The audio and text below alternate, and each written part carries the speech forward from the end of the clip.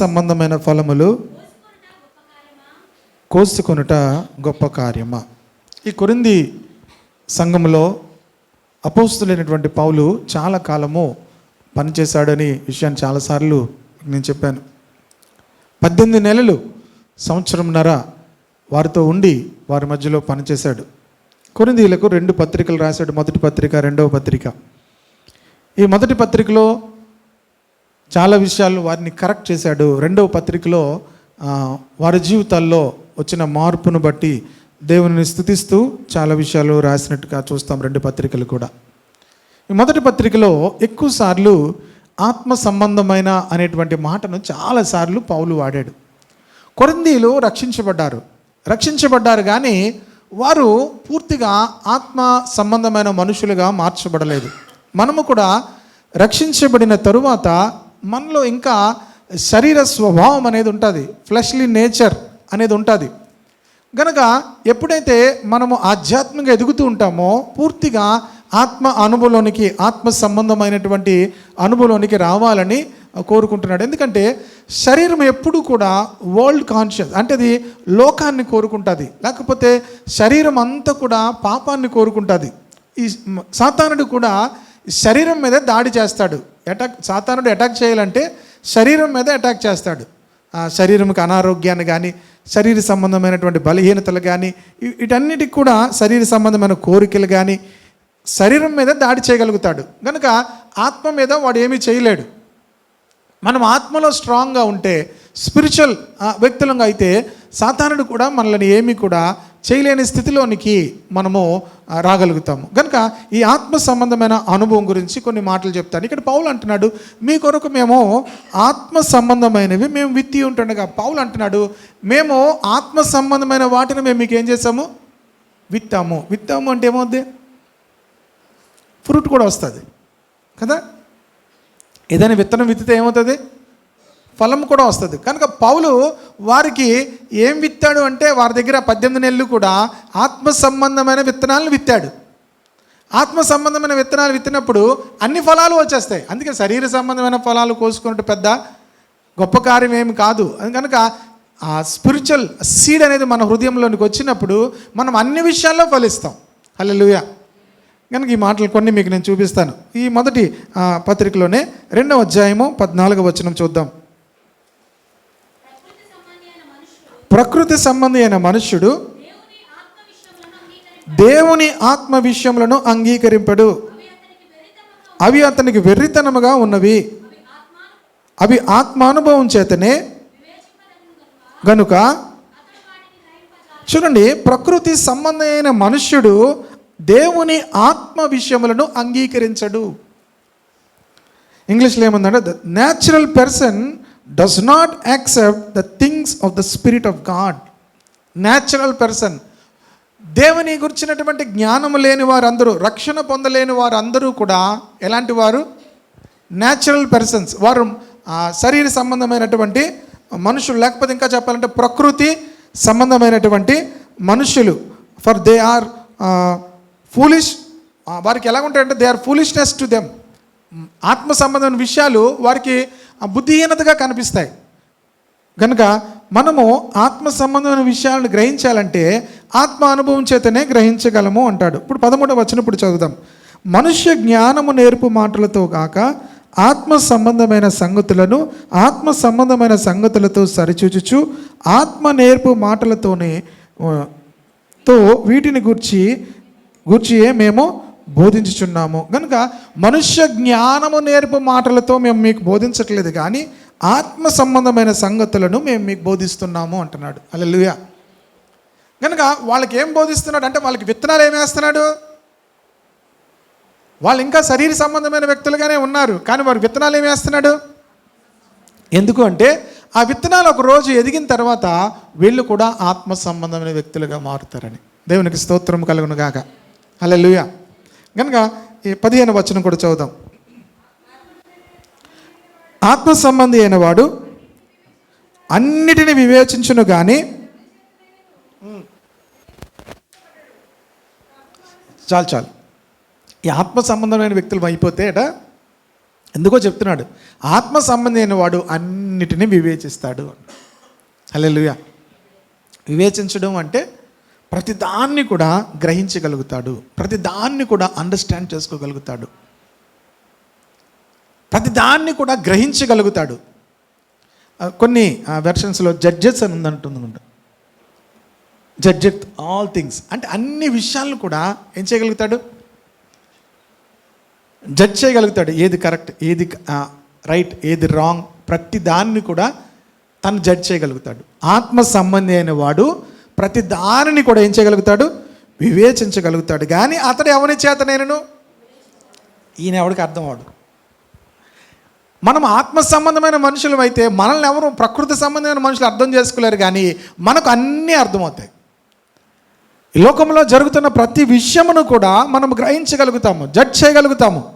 ప్రతి విషయం కూడా ఎందువల్ల జరిగింది, ఇలాగ ఎందుకు జరిగింది, ఇలాగ ఎందుకు జరగట్లేదు, ఇలాగ ఎందుకు అవుతుంది, ప్రతి విషయాన్ని కూడా ఈజీగా మనం గ్రహించగలుగుతాము అంటున్నాడు. హల్లెలూయా. అందుకే ఆత్మ సంబంధి అయిన వాడు అన్నిటిని ఏం చేస్తాడు, వివేచించగలుగుతాడు. కానీ అతడు ఎవరి చేతనైనను వివేచింపబడడు. 3వ అధ్యాయంకి వచ్చేసరికి చెప్తున్నాడు, 1వ వచనంలో, సహోదరులారా, ఆత్మ సంబంధులైన మనుషులతో మాట్లాడినట్లు నేను మీతో. విత్తనాలు అయితే వేస్తున్నాడు, కానీ వాళ్ళతో మాట్లాడేటప్పుడు ఏం చేయలేకపోతున్నాడు. ఆత్మ సంబంధులైన మనుషులతో మాట్లాడినట్లు నేను మీతో మాట్లాడలేకపోతున్నాను. ఎందుకు అంటే మీరు ఇంకా ఎలాగున్నారు, శరీర సంబంధులైన మనుషులే అనియు క్రీస్తునందు పసిబిడ్డలే అనియు మీతో మాట్లాడవలసి వచ్చను. ఇంకా మీకు స్పిరిచువల్ థింగ్స్ అన్నీ కూడా అర్థం కావట్లేదు కనుక నేను మీతో మాట్లాడుతున్నప్పుడు ఆత్మ సంబంధమైన విషయాలు నేను మీతో ఏం చేయలేకపోతున్నాను, మాట్లాడలేకపోతున్నాను. నేను చాలామందితో మాట్లాడుతుంటాను. చాలామందితో మాట్లాడుతున్నప్పుడు అందరితోనే ఆత్మ సంబంధమైన విషయాలు మాట్లాడలేము, అందరితో ఏం చేయలేము. ఎందుకు, వాళ్ళు క్రీస్తునందు, దో వారు క్రిస్టియన్స్ అయినప్పటికీ కూడా వాళ్ళు క్రీస్తునందు ఇంకా ఎలాగున్నారట, పసిబిడ్డలే అనియు. వాళ్ళకి ఇలాగెందుకు జరిగింది పాస్టర్ గారు, ఇలాగెందుకు అవుతుంది పాస్టర్ గారు, నాకెందుకు ఇలా జరగాలి పాస్టర్ గారు, లేకపోతే అలాగ అక్కడ ఎందుకు జరిగింది పాస్టర్ గారు, చాలా విషయాలు అడుగుతుంటారు. కొన్ని విషయాలు వాళ్ళకి చెప్పినా కూడా ఏమో అర్థం కావు. ఆత్మ సంబంధమైన విషయాలు అందరితో కూడా మాట్లాడలేము. పౌలు కూడా నేను మీతో మాట్లాడలేకపోతున్నాను అంటున్నాడు. ఎందుకో చెప్తున్నాడు 2వ వచనంలో, అప్పటిలో మీకు బలము చాలకపోయినందున పాలతోనే మిమ్మను పెంచితిని కానీ అన్నముతో మిమ్మను పెంచలేదు. పౌలు అంటాడు, అప్పట్లో మీకు ఏం చాలలేదు, తినడానికి కూడా ఏముండాలి, మనం తింటేనే బలం అనుకుంటాం, అసలు తినడానికి కూడా బలం ఉండాలి. అప్పటిలో మీకు బలము చాలకపోయినందున ఏం చేయలేదు. చూడండి, కొంతమందికి ఏం తిన్నామంటే అరగలేదు పాస్టర్ గారు, తిన్నదంతా వేస్ట్, వీళ్ళకి తిన్నదంతా వేస్ట్. ప్రియ దేవుని బిడ్డలారా, వాళ్ళకు కూడా బలము చాలకపోయినందున నేను మిమ్మల్ని ఏం చేశాను, నేను పాలతోనే మిమ్మల్ని పెంచాను. పాలంటే ఏంటి,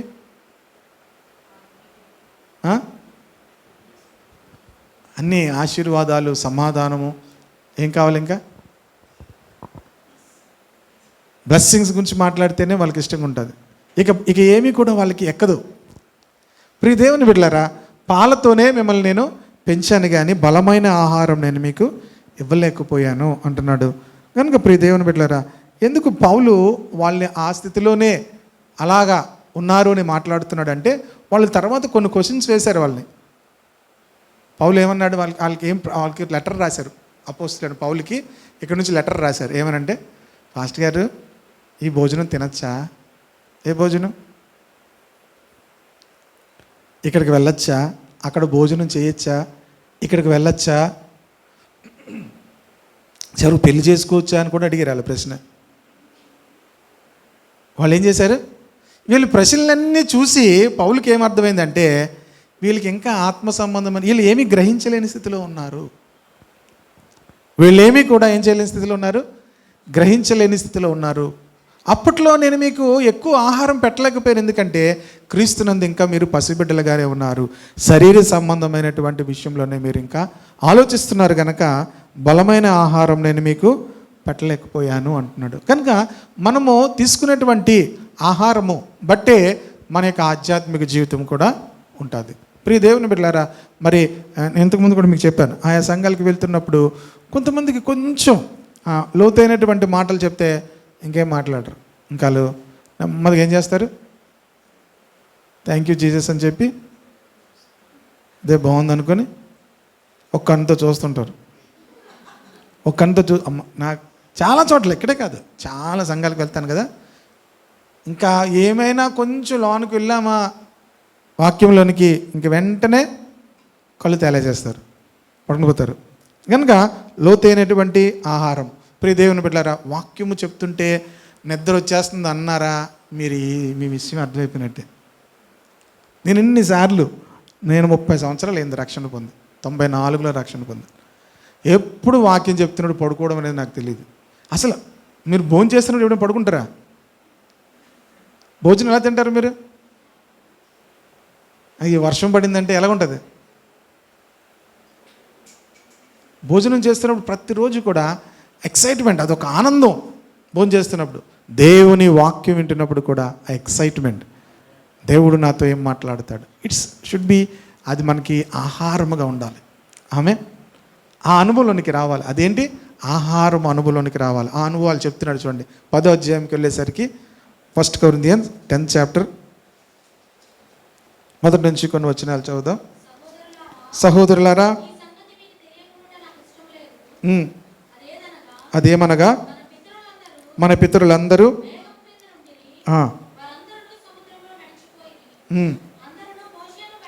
మోషేను బట్టి మేఘములోను సముద్రంలోనూ బాప్తీసం పొందారు. చూడండి, ఇప్పుడు వస్తున్నాడు.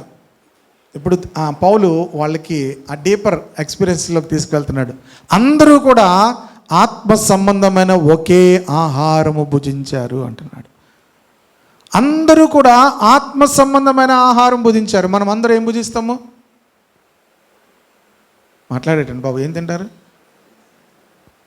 శరీర సంబంధమైన ఆహారం తింటాం. ప్రియ దేవుని బిడ్డలారా, వీళ్ళందరూనట 40 సంవత్సరాలు ఆత్మ సంబంధమైన ఆహారం భుజించారు అంటున్నాడు. అంటే ఆత్మ సంబంధమైన ఆహారం ఉంటుందా అంటే, అది ఇక్కడది కాదు. అది ఆహారం ఎక్కడిది? పరలోకం నుంచి వచ్చింది. వాళ్లకు ఆహారం అరణ్యములో ఎక్కడి నుంచి వచ్చిందంటే, పరలోకములో నుంచి, ఆకాశములో నుంచి ఆహారం వస్తుంది ప్రతి ఉదయం. కానీ ఆ 40 సంవత్సరాలు కూడా వాళ్ళకి ఏం అర్థం అవ్వలే. 40 years తిన్నారు మన్నా. కానీ ఏ రోజు కూడా పరలోకముల నుంచి ఆహారం రావడం ఏంటి అనే విషయం వాళ్ళకి అర్థం కాలే. పరలోకముల నుంచి ఆహారం మేము తింటున్నాము, దేవుని దేవదూతలు తినేటువంటి బైబిల్లో ఉంది, దేవదూతల ఆహారం వారు భుజించిరి అని ఉంటుంది. ఎవరు ఆహారం భుజించారట? దేవదూతల ఆహారం మనుషులు తిన్నారు. కానీ వాళ్ళు they are not faithful to God. దేవదూతల ఆహారము తిని కూడా దేవునికి వారు కృతజ్ఞత కలిగలేరు. అందుకే అన్న 40 సంవత్సరాలు వారు నేను విసిగిపోయాను అంటున్నాడు. మీకు తెలుసా, మీరు వినేటువంటి వాక్యము ఏంటో తెలుసా? పరలోకపు మన్నా. దేవునికి స్తోత్రము కలుగును గాక. ఈ శిష్యులకి అలా చెప్తుంటే వాళ్ళు అంటున్నారు, ప్రభు మాకు కూడా అలాగా నువ్వు చేయొచ్చు కదా అని అడిగారు. ఏమన్నారు వాళ్ళు? శిష్యులు కాదు, శిష్యులతో ఉన్న వాళ్ళందరూ కూడా ఏమన్నారు? ప్రభు మాకు కూడా, మోషే వాళ్ళకి ఏమి ఇచ్చాడు? మన్నా ఇచ్చాడు, వాళ్ళకి 40 సంవత్సరాలు ఇచ్చాడు, నువ్వు కూడా మాకు ఇవ్వచ్చు కదా అని అడుగుతుంటే, మోషే ఇవ్వలేదు వాళ్ళకి, నా తండ్రియే వారికి ఆహారం ఇచ్చాడు. మోషే కాదు వాళ్ళకి ఇచ్చినది. అసలు వాళ్ళకి ఎవరు ఇచ్చారో కూడా అర్థం అవ్వలేదు. మోషే ఇచ్చాడు అనుకుంటున్నారు వాళ్ళు. చూసారు వారి కండిషన్ ఎలాగుందో. ఇప్పుడు కూడా మనం ఏమనుకుంటామంటే, పాస్టర్ గారు ఇచ్చారేమో, పాస్టర్ గారు చేశారేమో అనుకుంటాం మనం, పాస్టర్ గారు చేస్తారేమో అనుకుంటాం మనం, పాస్టర్ గారి ద్వారా జరుగుతుందేమో అనుకుంటాం. నా తండ్రి, నా ప్రభువు చేస్తాడు. హల్లెలూయా.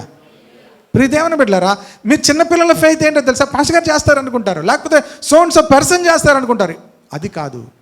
ప్రభు అంటున్నాడు, నా తండ్రి. మోషే మీకు ఆహారం ఇవ్వలేదు. మీ విశ్వాసం మోషే మీద ఉంది. మోషే కాదు మీకు ఆహారం ఇస్తా, నా తండ్రి పరలోకంలో నుంచి మీకు ఆహారం ఇచ్చాడు. వాళ్ళు తండ్రిని తెలుసుకోలేదు. పరలోకంలో నుంచి దేవుడు ఉదయాన్నే వారి కోసము అంత ఆశతో ఆహారాన్ని పంపిస్తుంటే దే ఆర్ సో నెగ్లెక్టెడ్. వాళ్ళు ఎంతగా దాన్ని నెగ్లెక్ట్ చేశారో, ఏముందలే అనుకుంటున్నారు. ఎంత దేవుడు కృపగలిగిన దేవుడు.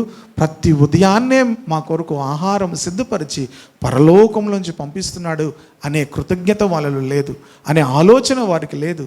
ప్రియ దేవుని బిడ్డలారా, మన కొరకు కూడా ప్రభు అంటున్నాడు, పరలోకంలోంచి దిగి వచ్చిన ఆహారం ఇదే అంటున్నాడు ఆయన.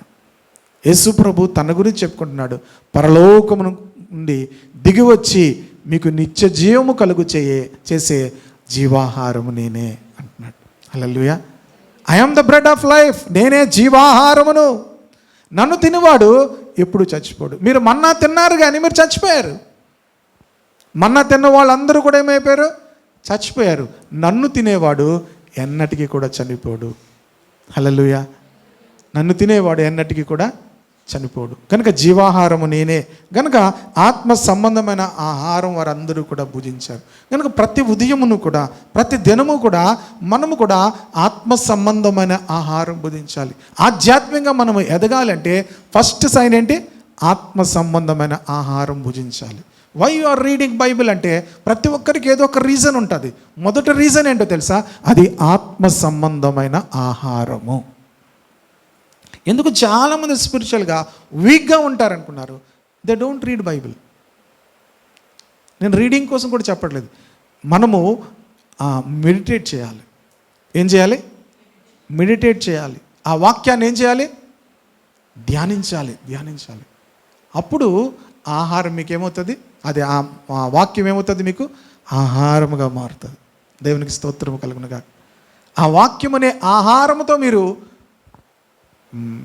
పెంపొందుతూ ప్రతి దినము కూడా ఆహారము తింటూ ఉంటుంటే స్పిరిచువల్గా మీరు ఆత్మ సంబంధమైన వ్యక్తులుగా మారిపోతారు. హల్లెలూయా. ఆత్మ సంబంధమైన వ్యక్తులుగా మనం మారిపోయినప్పుడు అన్నీ గ్రహించగలుగుతాం. హల్లెలూయా. అన్నీ గ్రహించగలుగుతాం. You can understand everything. ప్రతి విషయమును గురించి కూడా మీరు గ్రహించగలుగుతారు. రెండవది, వాళ్ళు ఏం చేశారట? వెనక ముందుకు వెళ్ళిపోతాను, చాలా విషయాలు చెప్పాలి కనుక. ఆత్మ సంబంధమైన ఒకే పానము చేసిరి, ఏలయనగా తమను వెంబడించిన ఆత్మ సంబంధమైన బండలోనిది త్రాగిరి. చూడండి, ఆత్మ సంబంధమైన పానీయము అని ఎందుకు అంటున్నాడంటే, నీళ్ళు ఎక్కడి నుంచి వస్తున్నాయి? బండలోంచి వస్తున్నాయి. చైనాలో ఒక వాటర్ ఫాల్ దగ్గర చాలామంది వెళ్తున్నారట. మొన్న చూశాను. చైనా వాళ్ళు దే ఆర్ గుడ్ చీటర్స్ అనమాట. వాళ్ళు ఏదైనా సరే మోసం చేస్తారు. అందుకే చైనా ఫోన్ కానీ చైనాది కానీ వాళ్ళు ఏమి రీసెర్చ్ చేయరు, కాపీ చేసేసి పెట్టేస్తుంటారు అనమాట. అందుకే చైనా ఫోన్, ఇప్పుడు ఇది ఒకవేళ యాపిల్ ఫోన్ ₹1,00,000 ఉందనుకోండి, చైనా ఫోన్ అయితే 10,000 ఉంటుంది. ఎందుకంటే వాళ్ళు ఏమి ఇన్వెస్ట్ చేయరు దేనికి, రీసెర్చ్కి కానీ లేకపోతే దేనికి కూడా. అది అలా చూసి కాపీ చేసి ప్రతిదీ డూప్లికేట్ పెట్టేస్తారనమాట అందులో. అందుకే చీప్గా దొరుకుతుంది మనకి. వాటర్ ఫాల్స్ దగ్గరికి వెళ్తున్నారట. ఎందుకు వాటర్ ఫాల్స్ కోసం ఎందుకు చెప్తున్నాను దీంట్లో. ఆ వాటర్ ఫాల్ దగ్గరికి అందరూ వెళ్ళి ఫోటోలు తీసుకున్నారట. ఎందుకు డౌట్ వచ్చి అసలు ఇది ఎక్కడి నుంచి వస్తుందని తెలిస్తే పైకి వెళ్తే నిజానికి అక్కడ ఒక వాటర్ పైప్ అది పెట్టి ఆ కొండ మీద నుంచి ఆ ప్రజలు అక్కడికి రావడానికి అక్కడ ఒక ఏమంటారు దాన్ని క్రియేట్ చేశారట. అంతే, అది దాన్ని అక్కడ నుంచి నీళ్లు పడేటట్టు. అదేమీ కూడా కొండలలోంచి ఏం దారి రావట్లేదు. వాళ్ళు కొన్ని పైపులు అన్నీ అక్కడికి పెట్టి ఆ కొండల నుంచి ఆ వాటర్ పెట్టి ఆ వాటర్లా పడుతుంటే అందరూ వాటర్ తీరా చూస్తే అది ఎందులోంచి వచ్చింది? పైకి వెళ్తే అక్కడ వాళ్ళు పైపులు పెట్టి డూప్లికేట్ అనమాట. అలా డూప్లికేట్కి చాలామంది వెళ్ళిపోతుంటారు. వీళ్ళు న్యాచురల్గా బండలోంచి నీళ్ళు వస్తున్నాయి.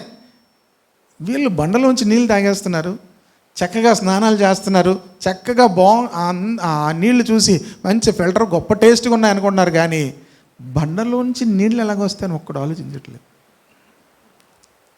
బండలో నుంచి, అందుకే అంటాడు ఆ బండ క్రీస్తు. వాళ్ళు అసలు 40 సంవత్సరాలు కూడా గ్రహించలేకపోయారు. ఆ బండ క్రీస్తు అంటున్నాడు పౌలు. వాళ్ళకి మేబీ ఇది చాలాసార్లు మీరు చదివి ఉంటారు. వాళ్ళని ఒక డిఫరెంట్ ఎక్స్పీరియన్స్లోనికి కొరింథీయులను తీసుకెళ్తున్నాడు. వాళ్ళని కంపేర్ చేస్తూ, ఇశ్రాయేలుని కంపేర్ చేస్తూ వారిని స్పిరిచువల్ ఎక్స్పీరియన్స్లోకి తీసుకెళ్తున్నాడు. 40 సంవత్సరాలు వారు తాగేస్తున్నారు. ప్రతి ఆశీర్వాదం మనం అనుభవిస్తున్నాం, ప్రతి మేలు అనుభవిస్తున్నాం. ఇవన్నీ ఎక్కడి నుంచి వస్తున్నాయో తెలుసా? సిలువ వేయబడిన యేసుక్రీస్తులోంచి నీ దగ్గరకు వస్తున్నాయి. మనం ఎంజాయ్ చేస్తున్నాం రక్షణను, మనం ఎంజాయ్ చేస్తున్నాం బ్లెస్సింగ్స్ని, మనం ఎంజాయ్ చేస్తున్నాము స్వస్థతని. ఎక్కడి నుంచి వస్తున్నాయి ఇవన్నీ? సిలువ వేయబడిన క్రీస్తు దగ్గర నుంచి వస్తున్నాయి.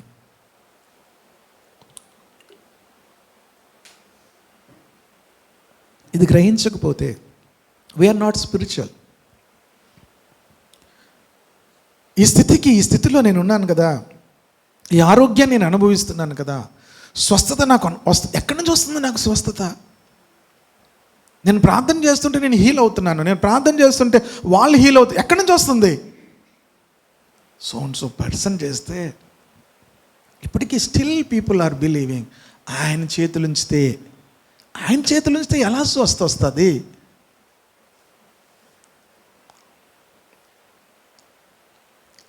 ఎవరి దగ్గర నుంచి స్వస్థ వస్తుంది? యేసుక్రీస్తు గాయముల్లో నుంచి మనకు స్వస్థ వస్తుంది. ఆ బండ క్రీస్తే. నీళ్లు తాగేస్తున్నారు. మోషే మాకు నీళ్ళు ఇచ్చాడేమో అనుకుంటున్నారు, మోషే మాకు ఆహారం ఇచ్చాడేమో అనుకుంటున్నారు. దేర్ ఫెయిత్ ఎవరి మీద ఆధారపడి ఉంది? మోషే మీద అనుకుంటున్నారు. ప్రియదేవుని బిడ్డలారా, మోషే చనిపోతే ఏమైపోయారు? మోషే 40 రోజులు కనబడకపోతే ఏమైపోయారు?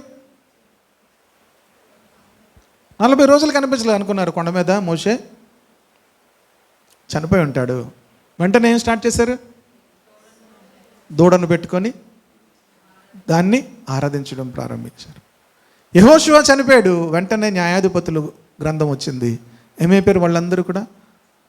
వాళ్ళందరూ కూడా చెడిపోయారు. ప్రియదేవుని బిడ్డలారా, ఎందుకు మనుషులు విశ్వాసం నుంచి తొలగిపోతున్నారంటే వారిని వెంబడించినటువంటి బండ అది మోషే చేసినటువంటి బండ కాదు, మోషే కొడితే నీళ్ళు వచ్చినటువంటి బండ కాదు.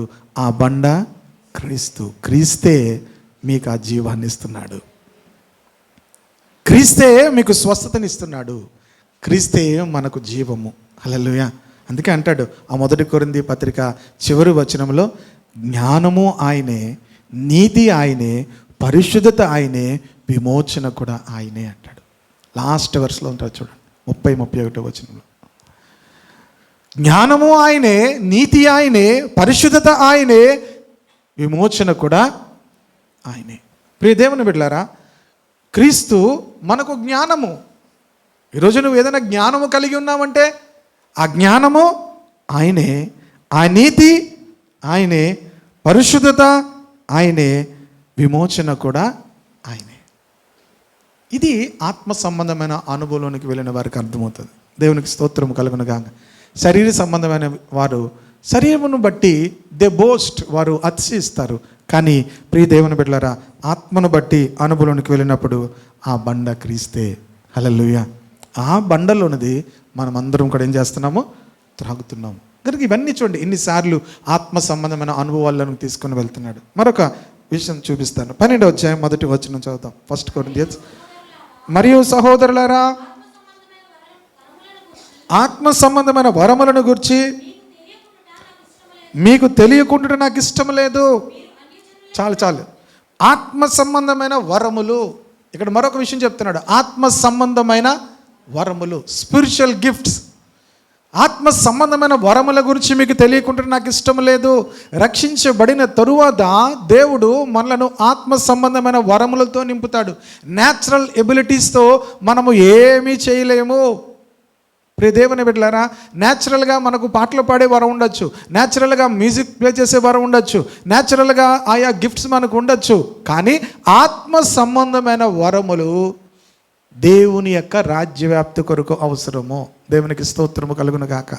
న్యాచురల్ ఎబిలిటీస్తో సంఘములో ఏమీ కూడా మనము చేయలేము. దేవుని కొరకు మనం ఏమీ చేయలేము.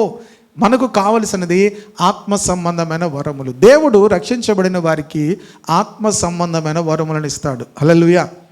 ఆ వరముల గురించి లాస్ట్ టైం అందరికీ కూడా వివరంగా దేవుని సేవకులు జాన్ వెస్లీ అన్నగారు చెప్పారు. చక్కగా డీటెయిల్డ్గా అన్నీ చెప్పారు. ఆ 9 వరములు కూడా జస్ట్ అలా చదువుతాను చూడండి. బుద్ధి వాక్యము, 2 జ్ఞాన వాక్యము. బుద్ధి వాక్యము, జ్ఞాన వాక్యము. కనుక ప్రియ దేవుని బిడ్డలారా, ఈ బుద్ధి వాక్యము, జ్ఞాన వాక్యము దేవుడిచ్చేటువంటి వరములు. దేవుడిచ్చేటువంటి వరములు. ఆ వరములు మనలో ఉన్నప్పుడు ఆ బుద్ధి వాక్యము, ఆ జ్ఞాన వాక్యము మనలోంచి ఫ్లో అవుతున్నప్పుడు మనకు క్షేమాభివృద్ధి, వింటున్న వారికి కూడా ఏమవుతుంది?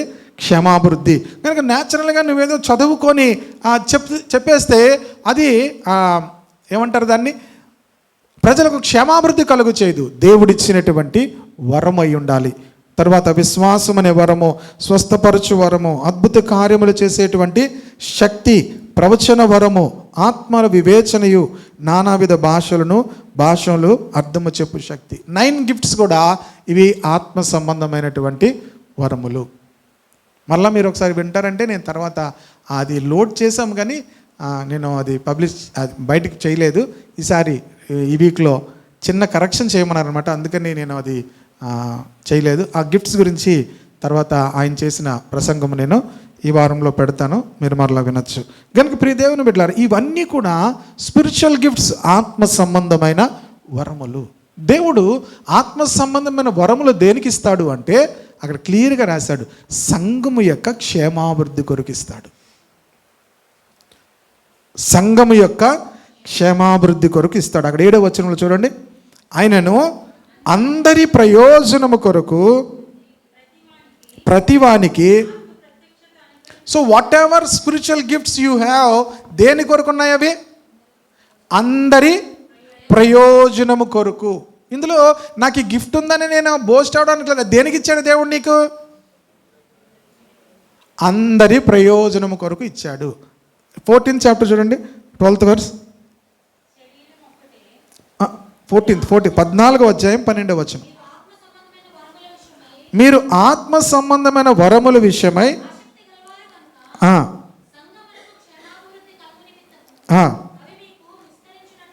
సంగమునకు క్షేమాభివృద్ధి కలుగు నిమిత్తము. ఎందుకొరకు ఆత్మ సంబంధమైన వరములు దేవుడు ఇచ్చాడంటే, సంగమునకు క్షేమాభివృద్ధి కలుగుటకు.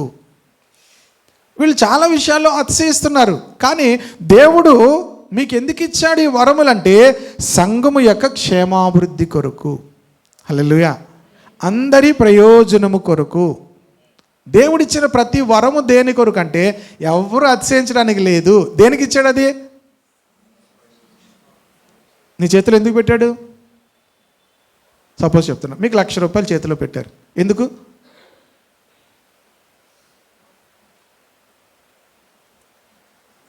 దేనికి? బైక్ కొనుక్కోవడానికి. అక్కడ ఏమనుంది బైబిల్లో? దేవుడు ఎందుకు ఇచ్చాడని ఉంది? అందరి ప్రయోజనము కొరకు. హల్లెలూయా. సో ఈ యాటిట్యూడ్ మారాలి మీద. ఎవరి కొరకు? అందరి ప్రయోజనము కొరకు. స్పిరిచువల్ గిఫ్ట్స్ దేనికి ఇస్తాడు అంటే, ఇప్పుడు మీరు స్పిరిచువల్గా ఆలోచించండి, ఎనీ గిఫ్ట్ దేనికి ఉంది అంటే, అందరి ప్రయోజనము కొరకు దేవుడు ఇస్తాడు. మనం బోస్ట్ అవ్వడానికి కాదు, అందరి ప్రయోజనము కొరకు ఆత్మ సంబంధమైన వరములను దేవుడు ఇచ్చాడు. 15వ అధ్యాయము ముగించేస్తాను, ఇంకొక 2 వచనాలు ఉన్నాయి. 44వ వచనం. ప్రకృతి సంబంధమైన శరీరముగా విత్తబడి ఆత్మ సంబంధమైన శరీరముగా లేపబడును. ప్రకృతి సంబంధమైన శరీరం ఉన్నది కనుక. ఆమేన్. మీకు తెలుసా, ఇప్పుడు మనము మరణించిన తర్వాత మనం తిరిగి లేస్తాము అంటారు. అందరికీ ఉన్నటువంటి డౌట్ ఏంటంటే, ఎలా లేస్తాము?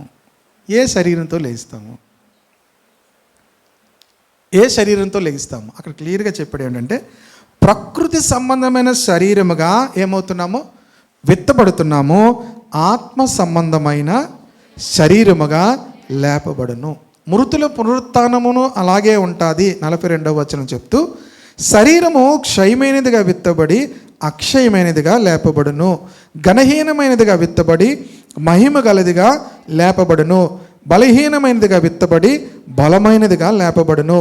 చివరికి ఇప్పుడు చెప్తున్నాడు, ప్రకృతి సంబంధమైన శరీరముగా విత్తబడి ఆత్మ సంబంధమైన శరీరముగా లేపబడును. కనుక పరలోక రాజ్యంలో మనం ఏ శరీరంతో ఉంటాము? ఆత్మ సంబంధమైన శరీరముతో ఉంటాము. అందుకే పౌలు 2 కొరింథీ పత్రికలో, నేను పరలోకంలో చాలామందిని చూశాను కానీ వాళ్ళు శరీరంతో ఉన్నారో ఏంటో నాకేం అర్థం అవ్వట్లేదు అంటాడు. ఎందుకు అర్థం అవట్లేదు? అలాగే ఉన్నారు. ఎలాగున్నారు? సామ్యూల్లాగే కనబడుతున్నాడు. కానీ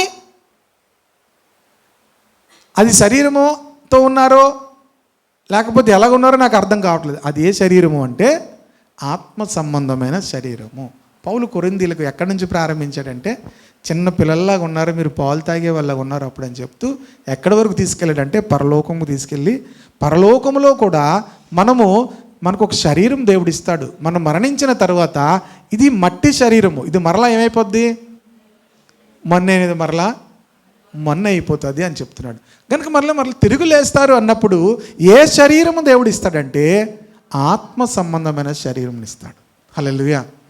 ఆత్మ సంబంధమైన, కనుక ప్రకృతి సంబంధమైన శరీరం ఉంది కనుక ఆత్మ సంబంధమైన శరీరము కూడా ఉన్నది. అది ఎలా ఉంటుంది అంటే అక్కడ పైన రాశాడు, అక్షయమైనది, మహిమ గలది, ఇంకా బలమైనదిగా ఉంటుంది. హల్లెలూయా. ఈ శరీరం ఏంటి, బలహీనమైనది. కొన్ని రోజులు అయ్యేసరికి ఏమవుతుంది, అన్ని నొప్పులు వస్తుంటాయి. డాక్టర్ గారి దగ్గరికి వెళ్ళిన తర్వాత మనం అన్నీ చెప్తాం, కాలు లాగేస్తున్నాయి, నాకు లాగేస్తున్నాయండి అంటాడు ఆయన. ఇంకేముండదు, లాగుతాయి అంతే. ఏమవుతాయి, అవి లాగుతాయి. మా నాన్నకు చెప్తున్నాను, నేను నొప్పులే అన్నాను, నాకు నొప్పులే అన్నాను. ప్రార్థన చేయమంటే ప్రార్థన చేస్తాను అన్నాను. తర్వాత పక్కేళ్ళు చెప్పాను, నాకు వస్తాయి అన్నాను. ఏమన్నాను, కొంచెం నడాలి, కొంచెం ఏం చేయాలి, కాళ్ళు ఇలా చేస్తుంటే బాగుంటుంది అంతే, దాని ట్రిక్ అంతే, అంతకు మించి ఏం లేదు. దానికోసం స్పెషల్ ప్రార్థన ఏం అవసరం లేదని. Praise the Lord. హల్లెలూయా. మీకు తెలుసా, అన్నిటికీ ప్రార్థనే మనం అనుకుంటాం, కానీ ప్రార్థన ఏం కాదు. కూర్చొని ప్రార్థన చేస్తే ఇంకా నడుము నొప్పి వచ్చేది. అప్పుడు ఏం చేయాలి, 2 స్ట్రెచ్ ఎక్సర్సైజ్ చేసి 4 అడుగులు వేస్తే ఫ్రీగా ఉంటుంది. దేవునికి స్తోత్రం కలుగును కాదు. మా అమ్మ అనేది అప్పుడు నాకు అర్థమయ్యేది కాదు. వెంటనే మళ్ళీ తోమేస్తుండేది, ఉతికినవే మళ్ళీ ఉతికేస్తుండేది. ఎందుకు మేము అలా చేస్తున్నామంటే, ఏదో పని చేస్తేనే నాకు బాగుంటుంది బాబా అనేది. ఏమనేది, ఏదో పని చేస్తుంటేనే నాకు బాగుంటుంది అనేది. మీకు కూడా అంతే, ఏదో చేస్తుంటే ఆరోగ్యంగా ఉంటారు. అలా కూర్చుండిపోయి నాకు నీరసం వస్తుంది భాష గారు, ప్రార్థన చేయండి, నేను చేసి వెళ్తూనే ఉంటాను, మీకు వస్తుంది నాకు వస్తుంది, నాకు అలా వస్తూనే ఉంటుంది. అర్థమైందా? సార్ స్టీవెన్ గారి దగ్గరికి 80 సంవత్సరాలు ఆవిడ వచ్చింది. దగ్గర ప్రార్థన చేయండి అన్నది. ఏం ప్రార్థన చేయనమ్మా అన్నాడు ఆయన. కాళ్ళు లాగేస్తున్నాయండి అన్నది. నాకు లాగేస్తున్నాయి అన్నాడు ఆయన. ఇద్దరు దిగి, ఆయన 70 సంవత్సరాలు, ఈయన 80 సంవత్సరాలు. నాకు లాగేస్తున్నాయి. బాగుంటే ఏడు చేస్తావు అన్నాడు. ఏడు చేస్తావు అంటే ఆవిడ ఏం సమాధానం లేదు. బాగుంటే ఏడు చేస్తావు అని అడిగాడు ఆయన. కొన్నిసార్లు కొన్ని ప్రశ్నలకు జవాబు ఉండదు. సరే నేను ప్రార్థన చేస్తాను, బాగైతే ఏం చేస్తావు అని అడిగాడు ఆయన. ఏం చేస్తారు, ప్రభా దావీదు భక్తుడు ఏం ప్రార్థన చేసేది, నాకు బలం ఇస్తే వచ్చు తరముకి నేను నిన్ను ప్రకటిస్తాను అన్నాడు. తెలుసా మీకు ఉందని? వృద్ధాప్యం అందు నన్ను ఏం చేయొద్దు, విడవద్దు. నువ్వు నాకు బలమునిస్తే, నా బలమును క్షీణించినప్పుడు నన్ను విడవద్దు. నాకు బలమునిస్తే నేను నీ కొరకు జీవిస్తాను. 71వ కీర్తన అనుకుంటాను. సృష్టి గారు గుర్తు చేస్తున్నారు. ఒకసారి చూపించి నేను ఇంకొక వచనం ముందు ముగించేస్తాను. Psalm 71 అనుకుంటున్నాను. 71 18వ వచనం చూడండి.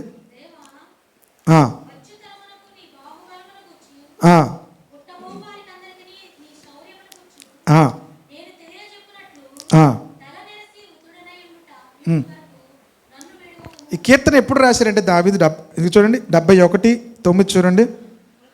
వృద్ధాప్యమందు నన్ను విడనాడకము, నా బలము క్షీణించినప్పుడు నన్ను విడువకము. ఇప్పుడు 17 చదివితే మనకు, ఇప్పుడు 18 చదివితే అర్థమవుతుంది. వచ్చు తరమునకు నీ బాహుబలమును గూర్చియు, పుట్టబో వారందరికీ నీ శౌర్యమును గూర్చియు నేను తెలియచెప్పినట్లు తల నెరిసి వృద్ధుడినై ఉండు వరకు నన్ను విడువకము. Praise the lord. ఎందుకు వెళ్ళాం అక్కడికి మనం? ఈ శరీరము బలహీనం అయిపోతూ ఉంటుంది. శరీరం ఏమవుతుంటుంది, బలహీనం అయిపోతూ ఉంటుంది. ఈ బలహీనమైపోతున్న శరీరమును గురించి దావీదు భక్తుడు ఒక ప్రార్థన చేసుకున్నాడు. ఏమనంటే తెలివిగా, ప్రభువా వృద్ధాప్యమందు నన్ను విడవద్దు, నా బలము క్షీణించినప్పుడు నన్ను విడిచిపెట్టద్దు, విడనాడద్దు అంటూ ఎందుకో చెప్తున్నాడు. నేను వచ్చు తరమునకు నీ బలమును గూర్చియు, నీ శౌర్యముని గూర్చియు నేను తెలియచేయడానికి నా బలహీనత సమయంలో నన్ను విడవద్దు. కనుక ఈ శరీరము బలహీనమవుతుంది, కానీ దేవుడిచ్చేటువంటి మహిమ శరీరం అది ఇంకెప్పుడు బలహీనం అవుతుంది. హల్లెలూయా. మనము పొందబోయేటువంటి ఆ ఆత్మ సంబంధమైన శరీరము ఇక బలహీనత ఉండదు, నిరశక్తి ఉండదు, దుఃఖం ఉండదు, ఆకలి ఉండదు. దేవునికి స్తోత్రం కలుగును గాక. హల్లెలూయా. ప్రియ దేవుని బిడ్డలారా, ఆత్మ సంబంధమైన శరీరము దేవుడు మనకి ఇవ్వబోతున్నాడు. ఎప్పుడైతే శరీర సంబంధమైనటువంటి ప్రకృతి సంబంధమైనటువంటి శరీరముగా మనం విత్తబడతామో, తరువాత ప్రభులో ఉండి విత్తబడతామో, అప్పుడు మనము ఆత్మ సంబంధమైన శరీరమును ధరించుకొని యుగ యుగాలు కూడా యేసుక్రీస్తూ ఉంటాం. ఇది యేసుక్రీస్తు శరీరమును కూడా ఆయన తిరిగి లేచినప్పుడు యేసుక్రీస్తులాగానే ఉన్నాడు. ఆయన చూపించాడు గాయములు కూడా. ఏం చేశాడు ఆయన? చూపించాడు. అవసరమైతే మీరు నా గాయముల్లో చేయి పెట్టి చూడండి అన్నాడు. కానీ ఏ శరీరంతో ఉన్నాడు ఆయన?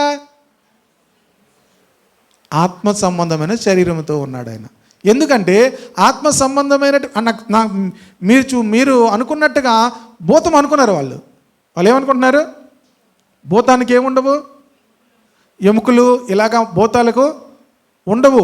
కానీ ఆయన ఏ శరీరంతో ఉన్నాడంటే ఆత్మ సంబంధమైన శరీరంతో ఉన్నాడు.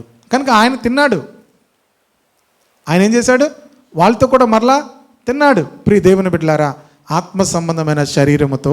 అందుకే ఇంకొకటి ఏంటంటే, ఆత్మ సంబంధమైన శరీరం తలుపు వేసి ఉండగానే ఆయన మధ్యలోకి వెళ్ళిపోయాడు. అందుకు కంగారు పడిపోయారు. ఆయన తలుపులు వేసి ఉండగానే ఆయన మధ్యలోకి వెళ్ళగానే వాళ్ళు ఏమయ్యారు? వాళ్ళు అప్పటికే భయంతో ఉన్నారు.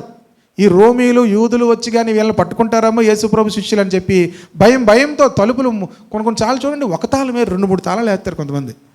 మీరు గమనించారా లేదు? ఒక తాళం వేయరు. ఎందుకంటే ఒక తాళం పోతేనా, ఒక తాళం కొట్టేసినా రెండో తాళమైనా కాసదని చెప్పి 2-3 తాళాలు వేసుకుంటారు. ఈ 2-3 తాళాలు వేసుకున్నా ఏమైంది? ఆయన లోనికి వచ్చాడు. అందుకు వెళ్ళి కంగారు అయిపోయారు. గుండె అయిపోయింది వీళ్ళందరికీ, ఒక్కొక్కరికి. అన్ని తలుపులు వేసుకున్నా లోన మనిషి ఉన్నాడు అనుకోండి, మీరు ఏమవుతారు? అలాగా వాళ్ళందరూ అమ్మో భూతం అనుకుంటున్నారు. తీరా ఆయన మీ భూతానికి, ఆయన అప్పుడు చెప్పాడు భూతానికి శరీరం ఉండదు. మరి ఎలాగ వచ్చాడు ఆయన అంటే ఆత్మ సంబంధమైన శరీరం. దేవునికి స్తోత్రం కలుగును కాక. అది ఈ కొరింథీ పత్రిక 15వ అధ్యాయం అంతా కూడా యేసు ప్రభు యొక్క పునరుత్థానం గురించి చెప్తూనే మనము కూడా అలాగే ఇస్తాడు అని చెప్తున్నాడు. దేవునికి స్తోత్రం కలుగును కాక. ఆయన ఎలాంటి పునరుత్థాన శరీరంతో ఉన్నాడో మనకి కూడా ప్రభు ఆ పునరుత్థాన శరీరమునే ఇస్తాడు. హల్లెలూయా. కనుక అదేం శరీరం? అది ఆత్మ సంబంధమైన శరీరము. ఇవన్నీ ఎందుకు చెప్తున్నాడంటే వీళ్ళు శరీర సంబంధమైన ఆలోచనలతోనే ఉన్నారు. వీళ్ళందరూ కూడా ఎలాగున్నారు? కనుక అన్ని రెలమ్స్లో కూడా స్పిరిచువల్గా వాళ్ళని ఏం చేస్తున్నాడు? మారుస్తున్నాడు. చివరి మాట చూపించి ముగిస్తాను. 2వ కొరింథీ పత్రిక 3వ అధ్యాయము 8వ వచనం 7-8 కలిసిపోయి ఉన్నాయి. అందులో ఒక మాట నేను చదువుతాను చూడండి. ఇట్లుండగా ఆత్మ సంబంధమైన పరిచర్య ఎంత మహిమ గలదై ఉండును. మరణ కారణముకు పరిచర్య రాళ్ల మీద చెక్కబడిన అక్షరములకు సంబంధించినదైనను మహిమతో కూడినదాయను. అందుకే మోషే ముఖం మీద ప్రకాశించుండున ఆ మహిమ తగ్గిపోయినదైనను ఇశ్రాయేలీయులు అతని ముఖమును తేరి చూడలేకపోయిరి. ఇట్లుండగా ఆత్మ సంబంధమైన పరిచర్య ఎంత మహిమ గలదై ఉండును. అప్పుడు వారి ముఖంలో మోషే యొక్క ముఖం మీద మహిమ తగ్గిపోతున్నప్పుడు కూడా వాళ్ళు చూడలేకపోయారు. కానీ ఆ పరిచర్య రాళ్ల మీద చెక్కబడినది. అది ఇంకోటి ఏంటంటే మరణ కారణముకు పరిచర్య. ఎందుకు మరణ కారణముకు పరిచర్య అన్నాడు? పాత నిబంధనను మరణ కారణముకు పరిచర్యను ఎందుకన్నాడంటే అందులో ఏ ఆజ్ఞ తప్పినా ఏం చేయాలి? విశ్రాంతి దినం ఆచరించకపోతే ఏం చేయాలి? చాలామంది ఇప్పుడు కూడా విశ్రాంతి దినం అంటుంటారు కదా. విశ్రాంతి దినం కాదు ఇది, పునరుత్థాన దినం, ప్రభు దినం. విశ్రాంతి దినం కానీ ఆచరించకపోతే ఏం చేయాలని ఉంది బైబిల్లో? రాళ్ళతో కొట్టి చంపాలని ఉంది. ఇప్పుడు ఎంతమందిని చంపేయాలి చెప్పండి? ఇప్పుడు అలాగే చంపుకొని వెళ్తే మొత్తం అందరిని చంపేయాలి. మొత్తం అందరిని ఏం చేయాలి? మానేరా లేదా? మీరు రక్షించబడిన నుంచి ఆదివారం ఒక్కరోజేనా? బోల్డ్ సార్లు మానేసాం. పక్కింటి వాళ్ళు పెళ్ళి అయితే మానేసాం, ఇక్కడ పెళ్ళి అయితే మానేస్తాం, బోల్డ్ మానేస్తాం. ఇంకా మనకు వర్షం పడితే మానేస్తాం, ఏంటి గట్టిగా ఎండ వస్తే మానేస్తాం. ఇప్పుడు మనందరిని ఏం చేయాలి? అది మరణ కారణముకు పరిచర్య. పాత నిబంధనని దేంతో అన్నాడు? మరణ కారణమగు పరిచర్య. అది అయినప్పటికీ కూడా దానికి ఏముంది? మహిమ ఉంది. కానీ ఇట్లుండగా ఆత్మ సంబంధమైన పరిచర్య ఎంత మహిమ గలదై ఉండును. ఇప్పుడు మనం ఏ పరిచర్యలో ఉన్నామంటే ఆత్మ సంబంధమైన పరిచర్యలో ఉన్నాం. దేవునికి స్తోత్రం కలుగును గాక. ఎందుకు ఇవన్నీ చెప్తున్నాడంటే ఎఫెసీ పత్రిక 1:3 చదువుదాం. ఇది చెప్తేనే మీకు పూర్తిగా వాక్యం అర్థమవుతుంది. 1:3 మన ప్రభు అయిన యేసుక్రీస్తు యొక్క తండ్రి అయిన దేవుడు స్తుతింపబడును గాక. ఆయన క్రీస్తునందు పరలోక విషయములలో ఆత్మ సంబంధమైన ప్రతి ఆశీర్వాదం మనకు అనుగ్రహించెను. మన ప్రభు అయిన యేసుక్రీస్తు యొక్క తండ్రి అయిన దేవుడు స్తుతింపబడును గాక అని చెప్తూ ఆయన మనకి ఏం చేశాడంటే ఆత్మ సంబంధమైన ప్రతి ఆశీర్వాదమును ఇచ్చేశాడు. దేవునికి స్తోత్రము కలుగును గాక. అలాగే ఉందా? అనుగ్రహించెను. హల్లెలూయా. అన్నీ వచ్చేసాయి మనకి. Who hath blessed us with all spiritual blessings in heavenly places in Christ. మనను ఆత్మ సంబంధమైన ప్రతి ఆశీర్వాదంతో కూడా దేవుడు దీవించేశాడు, ఇచ్చేశాడు. ఇప్పుడు ఇవి మనం చూడాలంటే ఏమవ్వాలి? ఆత్మ సంబంధమైన అనుభవంలోనికి రావాలి. శరీర సంబంధం, ప్రకృతి సంబంధమైన మనుష్యుడు దేవుని ఆత్మ సంబంధమైన విషయాలను గ్రహించలేడు కనుక అక్కడ అందుకే 9వ వచనం ఏముంటుందంటే 2:9 దేవుడు తన్ను ప్రేమించే వారికి ఏమి అనుగ్రహించనో అవి కంటికి కనబడలేదు, చెవికి వినబడలేదు, మనుష్య హృదయమునకు గోచరము కాలేదు. ఎందుకంటే అవి ఏంటి? ఆత్మ సంబంధమైనవి. ఇవి మీరు గ్రహించాలి అంటే ఆత్మ సంబంధమైన అనుభవంలోనికి పూర్తిగా రావాలి. శరీరం ఏమవ్వాలి? పూర్తిగా మన జీవితంలో డమ్మీ అవ్వాలి. అప్పుడు ఆత్మ సంబంధమైన విషయాలు మనం గ్రహించగలుగుతాము. ఆత్మ సంబంధమైన ఆశీర్వాదాలన్నీ కూడా మన జీవితంలో ఉంటాయి. దేవునికి స్తోత్రము కలుగును గాక. దేవుడు అనుగ్రహించిన ఆత్మ సంబంధమైన ప్రతి దీవెనను కూడా మనము అనుభవించగలుగుతాము. మ్యాక్సిమం పీపుల్ ఎందులో ఉన్నారంటే శరీర సంబంధమైన విషయాల్లోనే ఆలోచిస్తారు, శరీర సంబంధమైన విషయాల గురించే పట్టించుకుంటారు. ఆత్మ సంబంధమైన అనుభవాలకు వస్తే ప్రతి ఆశీర్వాదము నీ ఇంట ఉంది, ప్రతి ఆశీర్వాదము నీ తల మీద ఉంది, ప్రతి ఆశీర్వాదమును కూడా నీకును నీ కుటుంబానికి దేవుడు అనుగ్రహించాడు. యేసుక్రీస్తునందు విశ్వాసం ఉంచిన మనందరికీ కూడా ఆత్మ సంబంధమైన ప్రతి ఆశీర్వాదములను కూడా తండ్రి అయిన దేవుడు అనుగ్రహించేశాడు. హల్లెలూయా. వాటిని అనుభవించాలి అంటే ఆత్మ అనుభవంలోనికి రావాలి. ఆత్మ సంబంధమైన ఆహారము తినాలి, ఆత్మ సంబంధమైన పానము, ఇది ఏంటో తెలుసా? ఈ ఫెలోషిప్ శరీర సంబంధమైన ఫెలోషిప్ కాదు. When you are gathered in the presence of the Lord, శరీర సంబంధమైన వ్యక్తులతో మనం కలవడానికి కాదు, శరీర సంబంధమైన మనుషులను చూడడానికి కాదు మనం వస్తుంది, ఆత్మ సంబంధమైనటువంటి సహవాసము. దేవునికి స్తోత్రము కలుగునుగా. ఎవ్రీథింగ్ నువ్వు స్పిరిచువల్ రంగంలో చూడడం ప్రారంభిస్తుంటే ఆత్మ సంబంధమైన వాటి అన్నిటినీ కూడా మనం అనుభవించగలుగుతాం. ఆమె అప్పుడు శరీర సంబంధమైన ఫలములు కోసుకున్నట్టు పెద్ద విషయం ఏం కాదంటున్నాడు అక్కడ పౌలు. మేము మీ కొరకు ఆత్మ సంబంధమైనది విత్తి ఉంటుండగా శరీర సంబంధమైనది కోసుకున్నట్టు ఫలములు కోసుకున్నట్టు గొప్ప కార్యమా? అదేం గొప్పది అనుకుంటున్నారు మీరు? అది గొప్పది కాదు, స్పిరిచువల్ థింగ్సే గొప్పవి. ఆమె అవి విత్తబడినప్పుడు ఆత్మ సంబంధమైనవి మన హృదయంలో విత్తబడుతున్నప్పుడు శరీర సంబంధమైనవన్నీ కూడా మనము చూడగలుగుతాం. అందుకే అన్నాడు, నా నీతిని నా రాజ్యమును మీరు వెతికితే మీకు కావాల్సినవన్నీ కూడా నేను అనుగ్రహిస్తాను. What is his kingdom? ఆత్మ సంబంధమైనది. నీతి, సమాధానము, పరిశుద్ధాత్మ యందలి ఆనందము. మనం పరిశుద్ధాత్మలో ఆనందిస్తూ, దేవుని వాక్యములో ఆనందిస్తూ, లోకం ఎలాగున్నా కూడా వాటిని ఏమి కూడా పట్టించుకోకుండా ఆత్మలో ఆనందిస్తూ ఉంటుండగా, ప్రియ దేవుని బిడ్డలారా, దేవుడు ఆత్మ సంబంధమైన వాటి అన్నిటినీ కూడా నీ యొక్క అనుభవంలో ఉంచుతాడు. వాటిని నువ్వు చూడగలుగుతావు, అనుభవించగలుగుతావు. దేవునికి స్తోత్రము కలుగును. లోకం అనుభవించలేదు.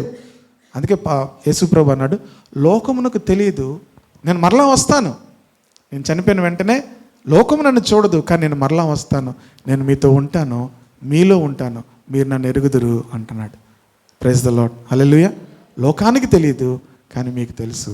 కనుక ఆత్మ సంబంధి అయిన వాడు అన్నిటినీ వివేచిస్తాడు, కానీ ఎవని చేత కూడా వివేచింపబడడు.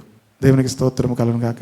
సో మనం అందరమును కూడా let us grow into spiritual రెలం, ఆత్మ సంబంధమైన అనుభవానికి రావడం మనకు అలవాటైతే నీ రక్షణలో ఉన్న ప్రతి దానిని కూడా నువ్వు చూడగలుగుతావు. దేవునికి స్తోత్రం కలుగును గాక. ఆమె దేవుని వాక్యము ఆత్మ సంబంధమైనది.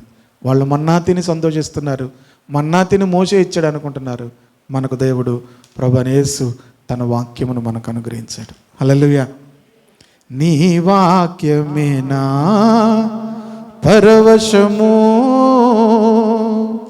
నీ వాక్యమేనా ఆత్మకు ఆహారము, నీ వాక్యమేనా పరవశము, నీ వాక్యమేనా ఆత్మకు ఆహారము, నీ వాక్యమేనా పాదములకు దీపము, నీ వాక్యమేనా పాదములకు దీపము, నీ వాక్యమేనా పాదములకు దీపము. నా స్తుతి పాత్రుడా నా యేసయ్యా, నా స్తుతి పాత్రుడా నా యేసయ్యా, నా ఆరాధనకు నీవే యోగ్యుడవయ్యా,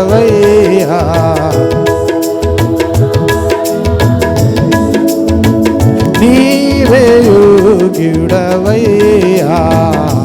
నా స్తుతి పాత్రుడా నా యేసయ్యా, నా స్తుతి పాత్రుడా నా యేసయ్యా.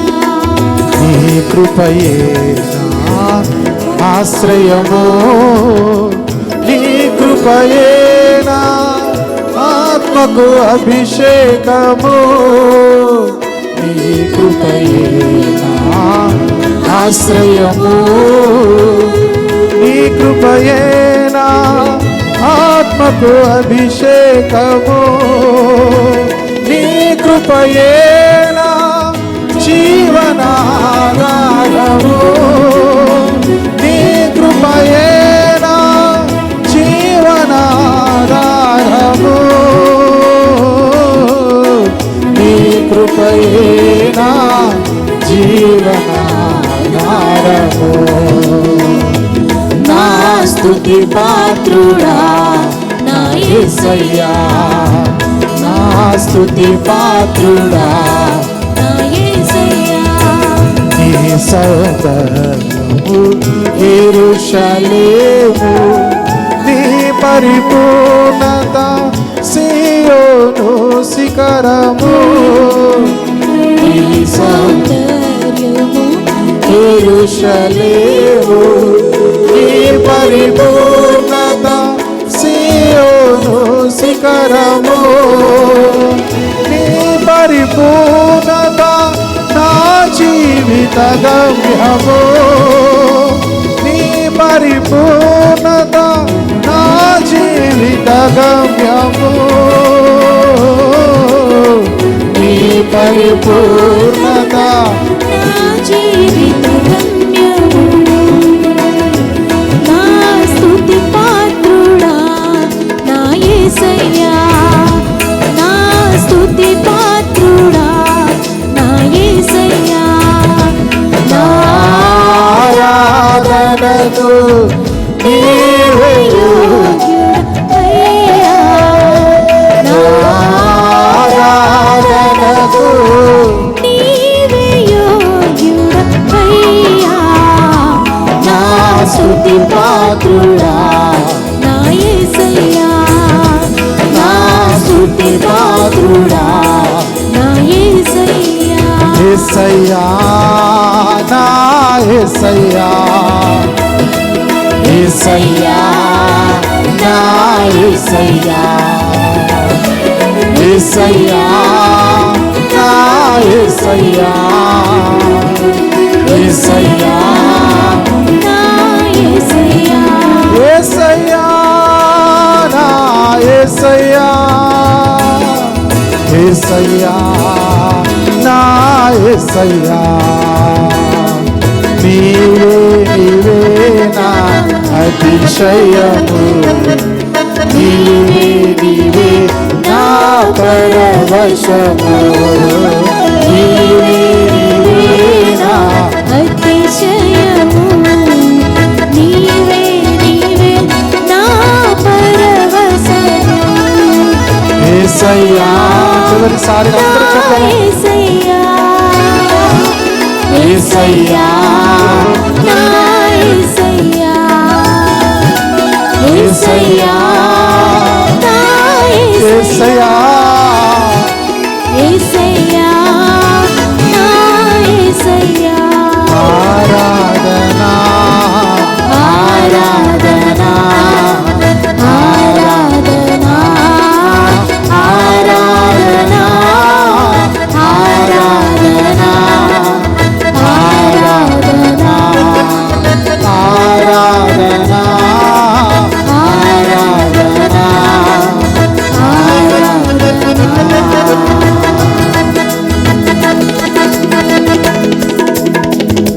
Thank you lord. అందరూ కళ్ళు మూసుకుందాం ఒకసారి.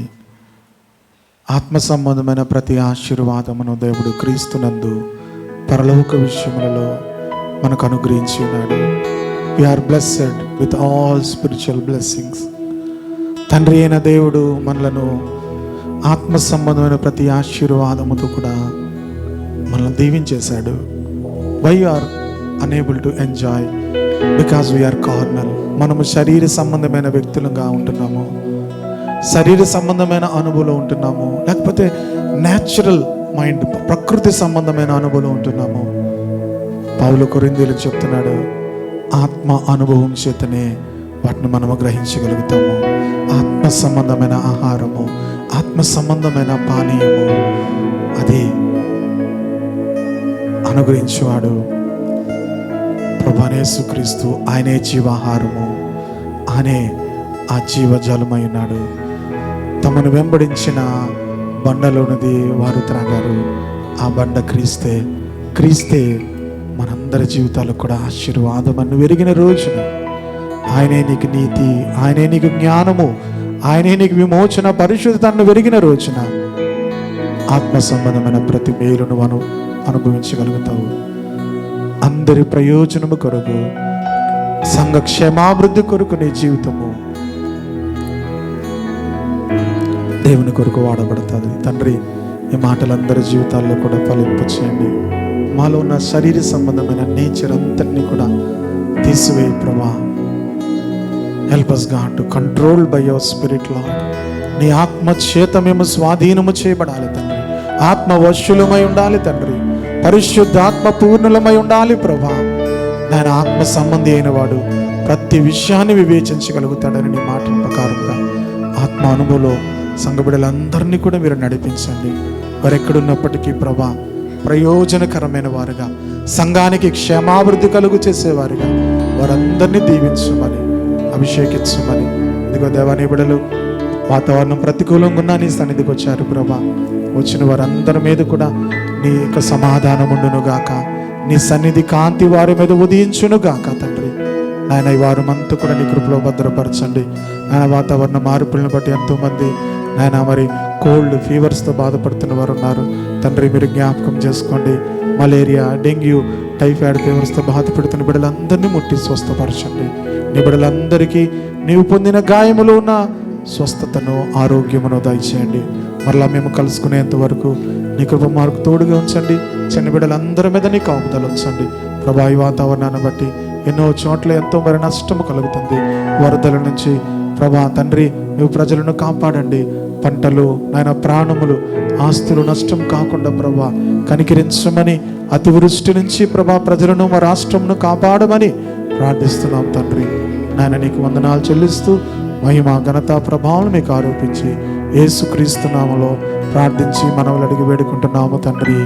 ఆమె. తండ్రి అయిన దేవుని ప్రేమ, ప్రభువైన యేసుక్రీస్తు వారి కృప, పరిశుద్ధ ఆత్మదేవుని యొక్క నింపుదల, కాపుదల, ప్రభువును ప్రేమించి ఆయన సన్నిధికి వచ్చిన ప్రతి బిడ్డకు తోడైన నడిపించును గాక.